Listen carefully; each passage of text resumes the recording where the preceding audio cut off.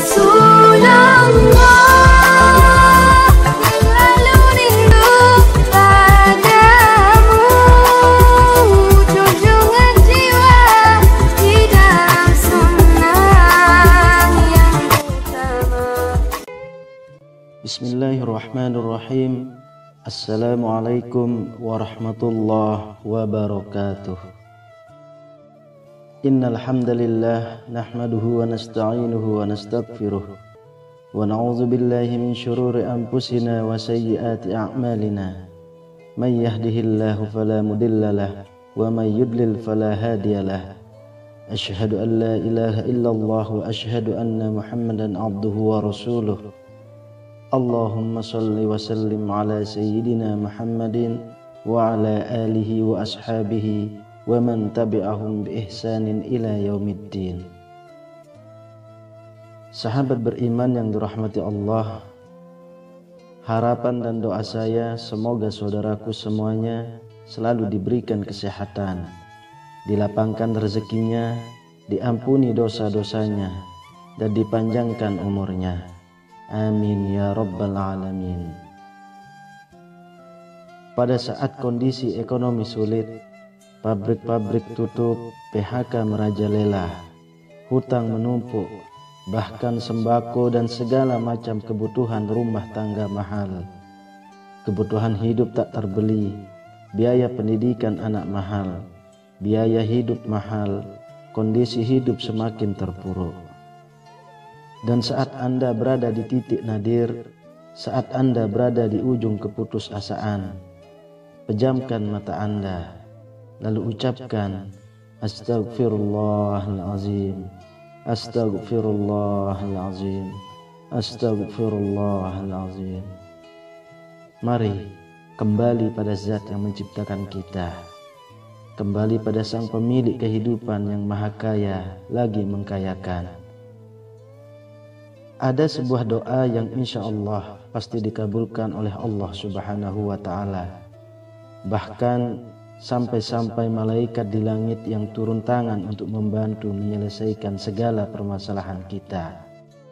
Namun sebelum itu, saya mengajak kalian untuk bergabung di channel ini dengan cara menekan tombol subscribe dan menuliskan doa-doa dan harapan kalian di kolom komentar, sehingga kita bisa amini bersama. Dengan begitu, mudah-mudahan harapan dan cita-cita kalian segera dikabulkan oleh Allah Subhanahu wa Ta'ala. Amin ya rabbal alamin. Sahabat beriman yang dirahmati Allah, Sayyidina Anas bin Malik radhiyallahu anhu meriwayatkan, ia berkata, ada seorang laki-laki dari sahabat Rasulullah Shallallahu Alaihi Wasallam berasal dari golongan Ansor, gelarnya Abu Mu'allik. Ia seorang pedagang dengan modal sendiri. Ia seorang yang rajin beribadah dan wara'. Suatu ketika ia keluar, ia bertemu dengan perampok bertopeng membawa senjata. Lalu perampok itu berkata kepadanya, letakkan apa yang ada padamu, karena aku akan membunuhmu. Lalu Abu Mu'allik berkata, engkau tidak menginginkan darahku, ambillah hartaku.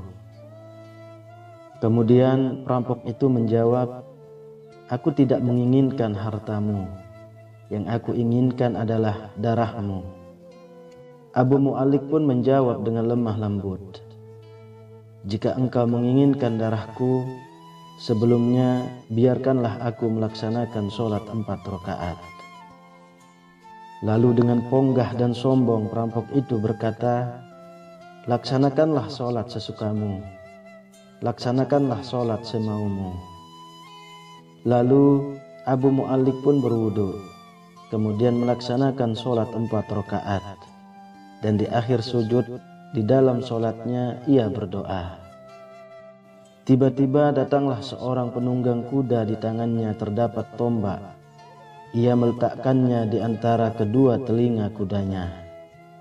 Ketika perampok itu melihatnya, ia langsung menghadapi penunggang kuda tersebut.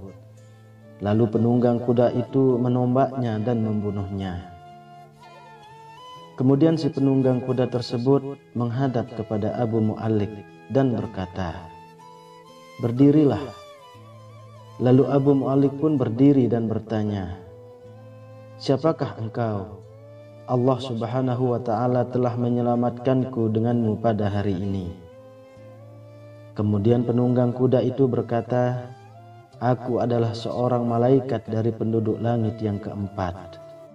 Ketika engkau berdoa dengan doa yang pertama, aku mendengar gemeretak pintu-pintu langit. Kemudian engkau berdoa dengan doa yang kedua, aku mendengar penduduk langit jadi heboh.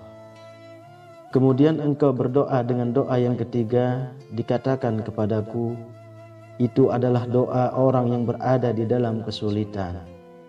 Dan aku meminta kepada Allah Subhanahu wa ta'ala agar memberikan kuasa kepadaku untuk membantumu."